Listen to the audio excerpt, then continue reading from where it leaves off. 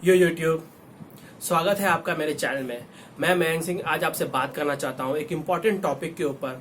मैं बात करना चाहता हूँ पतंजलि के ओनर बाबा रामदेव और आईएमए के बीच होने वाली जो कंट्रोवर्सी है वो जो चली आ रही है, और बाबा रामदेव के पीछे जो कंट्रोवर्सी चली आती रहती है, एक प्रथा के रूप में चलती रहती है, उसके बारे में बात करेंगे और समझेंगे कि क्या ये एक साजिश की तरह उन्हें बदनाम करने की कोशिश है या फिर बाबा रामदेव की बात में कुछ दम है या नहीं। गाइस, इसके पहले मैं आपसे रिक्वेस्ट करता हूँ कि प्लीज मेरे चैनल को सब्सक्राइब कर लीजिए, मेरे वीडियोस को लाइक करिए और मेरे बेल आइकन को हिट करना मत भूलिए और प्लीज कमेंट करिए गाइस। तो गाइस, आज बात करते हैं जो रिसेंट कंट्रोवर्सी है बाबा रामदेव से रिलेटेड। वो है बाबा रामदेव के एक स्टेटमेंट के ऊपर, जिन्होंने एक कंट्रोवर्शियल स्टेटमेंट दिया कि एलोपैथी एक स्टूपिड और एक दिवालिया साइंस है। गाइस, इसके पीछे बाबा रामदेव ने ये स्टेटमेंट क्यों दिया और क्या कारण थे, उसके बारे में आज चर्चा करेंगे।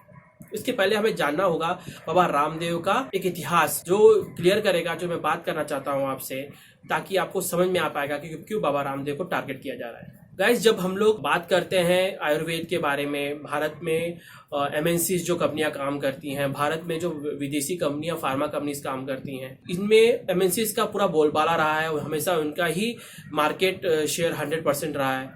जैसे कोलगेट ले लीजिए, HUL ले लीजिए, यूनिवर जिसे होल्ड करती है। बहुत सारी कंपनियां, बाहर की कंपनियां हमारे देश में एक तरह से मोनोपोली की तरह काम करती हैं। तो क्या हुआ, बाबा रामदेव ने एक कंपनी खोली थी आयुर्वेद के सिद्धांत पे आधारित, जिसमें उन्होंने आयुर्वेद के सिद्धांत और पद्धतियों और वेद शास्त्रों में लिख दिए गए उपायों को लेकर उन्होंने जो उपायों से प्रोडक्ट्स निकाले, जिसे वो मार्केट में लेके आए, और आयुर्वेद के सिद्धांतों के ऊपर जो प्रोडक्ट लेके आए उनके कोई साइड इफेक्ट न बताते हुए वो प्रोडक्ट जब मार्केट में आए तो भारतीयों के बीच में काफी मशहूर हो गए, काफी पॉपुलर हो गए, जिससे एमएनसीज कंपनियों को खतरा महसूस होने लगा।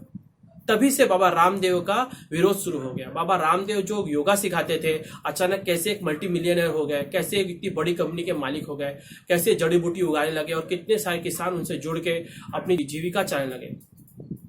जब बाबा रामदेव ने एक रेवोल्यूशन क्रिएट किया, पतंजलि जैसा एक ब्रांड क्रिएट किया, तो उसमें बिस्कुट से लेके, तेल से लेके, शैम्पू से लेके, हेयर प्रोडक्ट से लेके, हर बीमारियों के प्रोडक्ट से लेके, आप किसी भी पतंजलि के स्टोर पे चले जाएंगे तो आपको हर बीमारी के लिए, उपाय के लिए एक डॉक्टर वहां फ्री में मिलता था और आप उसे अपनी बीमारी के बारे में बता के एक फ्री कंसल्टेशन करके वहां से दवा ले सकते थे। तभी से बाबा रामदेव का बहुत तेजी से विरोध शुरू हो गया था। ये विरोध शुरू हो गया था कि इसमें मीडिया भी इन्वॉल्व हो गई थी और काफी संस्थाएं जो इन्वॉल्व हो गई थी, और ये सब फंडेड थी एमएनसी से, जहां पे उन्हें फंड किया जाता था कि बाबा रामदेव के प्रोडक्ट्स को बुरा बताएं, बाबा रामदेव के प्रोडक्ट्स में बताएं कि उसमें गौमूत्र मिला है, ताकि मुस्लिमों को या दूसरे धर्म के लोगों को बाबा रामदेव के प्रोडक्ट न यूज कर सके, इस तरह से उन्हें मनवा सके। फिर बाद में उन्होंने उनके हनी के प्रोडक्ट के ऊपर कंट्रोवर्सी की कि वो नकली प्रोडक्ट है, तो बाबा रामदेव ने शुरू कर दिया कि ये जो एमएनसीज कंपनी के तेल यूज करती हैं उसके अंदर पेट्रोलियम प्रोडक्ट मिले होते हैं, जो कि सही बात है, और हमारे तेल में नहीं मिले होते हैं। इस तरह की कंट्रोवर्सी काफी दिनों से चलती आ रही थी और बाबा रामदेव ने इस कंट्रोवर्सी का फायदा उठाते हुए इन्होंने काफी अपना मार्केट शेयर बढ़ाया, काफी पहुंच पहुंचाई। आज यदि आप जानेंगे सबसे बड़ा नेटवर्क किसी का है तो वह HUL कंपनी का है, पर बाबा रामदेव ने भी ऑनलाइन, ऑफलाइन और अपने एजेंसीज खोल के काफी रीच बना ली है, गांव गांव तक, शहर शहर तक। गाइस, ये जो मेन रिसेंट कंट्रोवर्सी है इसी से रिलेटेड है। इसी से रिलेटेड मतलब जब मैं समझाऊंगा आपको तब आप समझ लेंगे। जब कोरोना पिछले साल आया 2020 में, तो उस समय कोई दवा नहीं थी। सिर्फ उस समय हम एक दूसरे से कितना दूर रह सके, कितना मास्क लगा सके, कितना सैनिटाइजर से अपने हाथ को स्वच्छ रख सके और घर में आके साबुन को 30 सेकंड तक अपने हाथ को धो सके साबुन से, उससे ही हम अपने आप को इम्यूनिटी या कोरोना से बचा सकते थे। पर विदेशों में तो ये सुविधा नहीं थी जो हमारे देश में थी।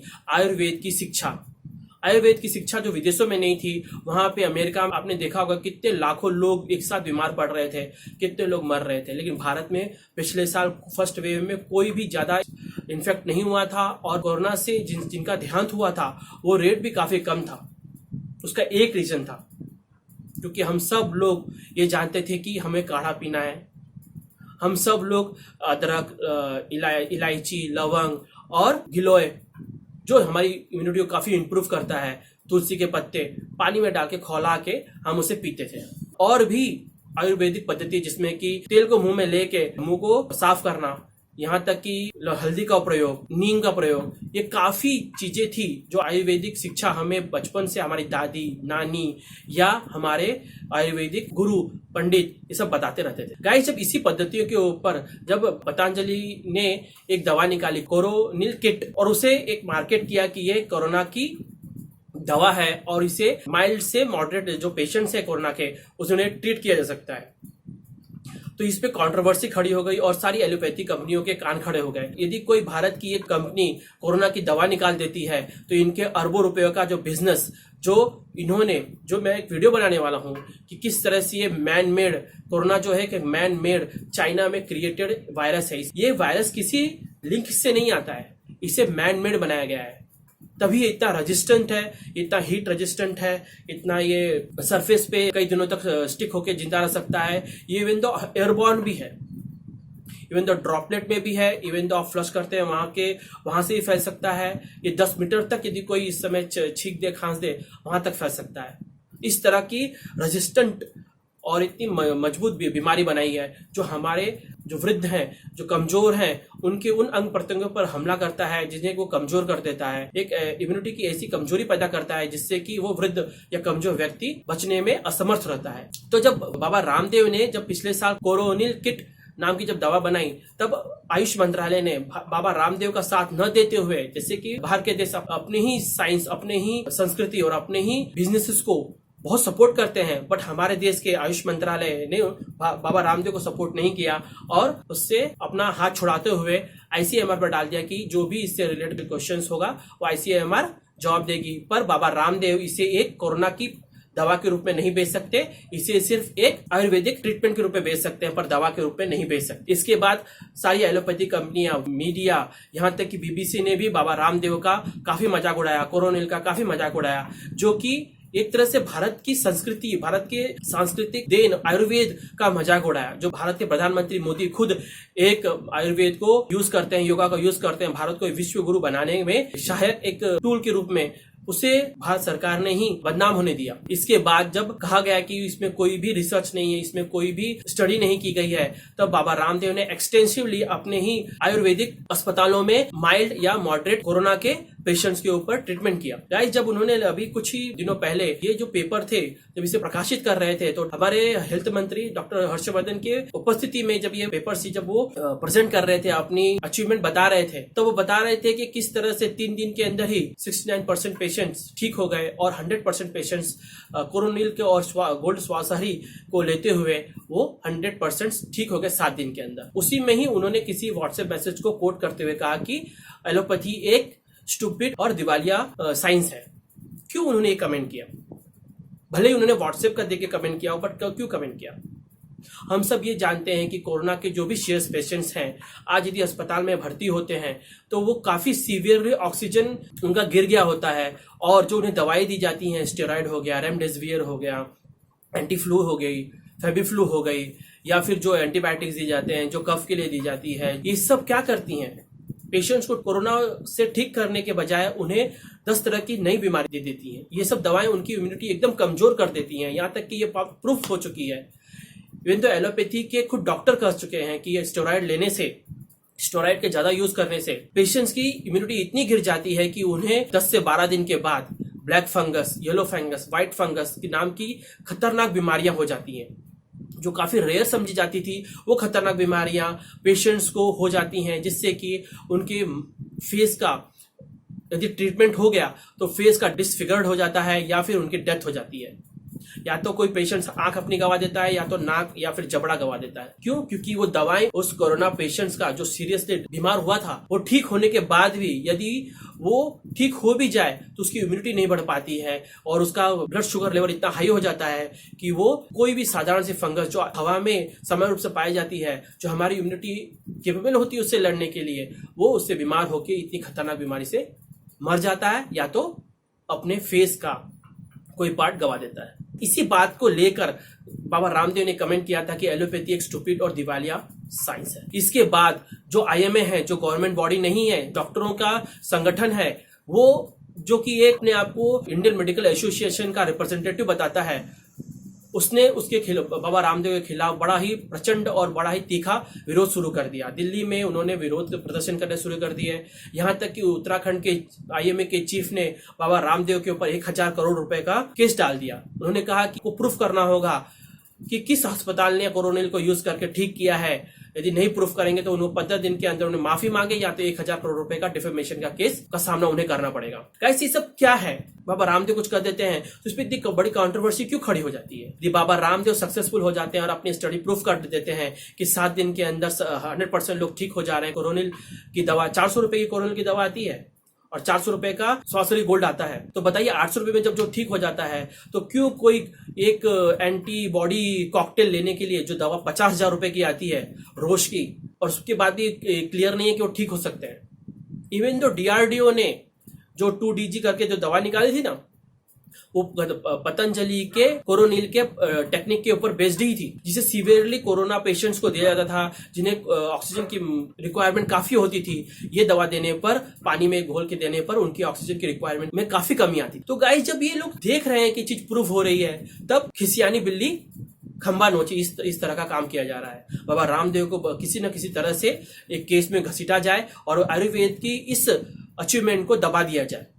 यदि इसको नहीं लोग रोक पाएंगे तो बाबा रामदेव का, यदि ये दवा फेमस हो गया, यदि ये बाबा रामदेव की ये दवा सही साबित हो गई, तो कौन वैक्सीन लगवाएगा? जो फाइजर ने कैलकुलेट किया था कि भारत का जो वैक्सीन का बाजार है वो कई बिलियन डॉलर में है, तब उन्होंने जाके अपनी जो सरकार पर ही प्रेशर डाला था कि सारी वैक्सीन बनाने वाली रॉ इंग्रेडिएंट्स को भारत को देना बंद करो, ताकि हमें वो भारत में इंटर करने दे।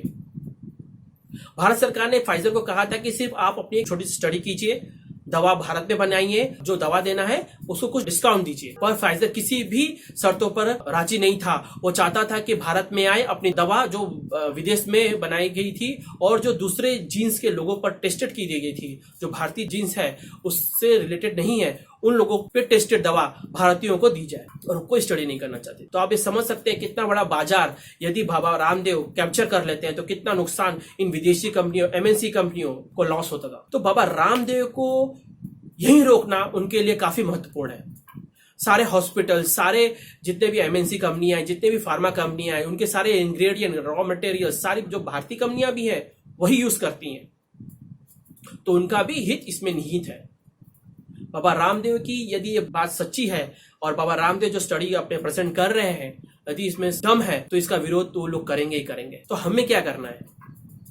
हमें ये करना है कि अपनी इम्यूनिटी बनाए रखें, और ये सब जो दकियानुसी बातें हैं, इन बातों को समझें, देखें और अपने खुद सर्च करके उसको समझ के इसको इवेल्युएट करें, और आंख मूंद के थोड़ा भी परेशानी हो रही है तो हॉस्पिटल में भर्ती होने की जरूरत नहीं है। आपको एक बार आयुर्वेदिक ऑप्शन को भी तलाशना चाहिए। यदि ये कारगर है और इस तरह से प्रूफ हो जाती है, और मैं अपना खुद का एग्जांपल दे सकता हूँ, एलोपैथिक दवाइयां कभी भी आपको ट्रीट नहीं करती हैं, आपके साइड इफेक्ट्स देंगी, आपके जो सिम्टम है उसको जस्ट रोकेंगी, कभी ट्रीट नहीं करेंगी। लेकिन आयुर्वेदिक दवा यदि आप उसे लेंगे तो उससे आपको थोड़ा टाइम तो लगेगा, लेकिन वो दवा आपको पूरी तरह से ट्रीट करेगी और कोई साइड इफेक्ट्स भी नहीं देगी। आज मुझे 2002 से एलर्जी है, मुझे डेली लेवोसिट्राजिन खाना पड़ता है। तो गाइस, ये तो मेरा छोटा सा अटेम्प्ट था ये आपको समझाने के लिए ये क्या कंट्रोवर्सी है, इसके पीछे क्या साजिश है, इसके पीछे कितना बड़ा बिजनेस है, इसके पीछे कितना बड़ा तंत्र है, इसके पीछे मीडिया, लेफ्टिस्ट विचारधारा, फार्मा लॉबी और यहाँ तक कि क्रिश्चियंस भी इन्वॉल्व है। जो आईएमए बाबा रामदेव के ऊपर केस कर रही है, यही आईएमए लाइफ बॉय के हैंड सैनिटाइजर को बोलती है कि वो इम्यूनिटी बढ़ाता है। भैया, तुम काढ़ा पी रहे हो कि हैंड सैनिटाइजर से हाथ धो रहे हो? कहीं पीवी मत लेना, ये आईएमए का सुन के नहीं तो मर जाओगे। ये इतने भीषण किस्म के लोग हैं कि ये एक हैंड सैनिटाइजर को इम्यूनिटी बूस्टिंग हैंड सैनिटाइजर का टैग दे रहे हैं, पर बाबा रामदेव के कोरोनिल को के क्लेम करने पर उस पर केस कर रहे हैं, उसे डिनाउंस कर रहे हैं। और यही आईएमए के क्रिश्चियंस डॉक्टर्स हैं, वो अपने हॉस्पिटल्स में क्या कर रहे हैं?